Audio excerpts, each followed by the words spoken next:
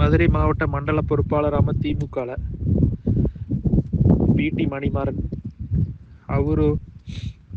அவரு கூட சேர்ந்தவர் முத்துக்குமார், மீனவர் அணி அமைப்பாளராமா திமுகல மதுரை தெற்கு. அவங்க என்ன 2 நாளா இல்ல 2 மாசமாவே ரொம்ப டார்ச்சர் பண்றாங்க. பவித்ரா ஏஜென்சிஸ், பவித்ரா டிராவல்ஸ், பழனி சேர்ந்தவங்க தாலின் பக்கத்தால அவங்களா கூப்பிட்டு எனக்கு மக்காசோலை ஏற்றி விட்டாங்க.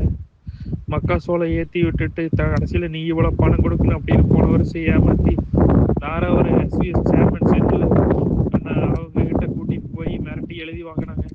அதுக்கு நான் வட்டிக்கு 10 லட்சம் பணம் வாங்கி கொடுத்துட்டு இந்த வருஷம் திரும்ப 5 லட்சம் என்னால முடிஞ்சது கொடுத்தேன். இருங்கன்னா கொஞ்சம் கொஞ்சமா கொடுக்குறேன்னு சொன்னேன். அப்போ அவங்க என்னைய விடாம என்னைய ரொம்ப டார்ச்சர் பண்ணி ரொம்ப என்னை அசிங்கப்படுத்தி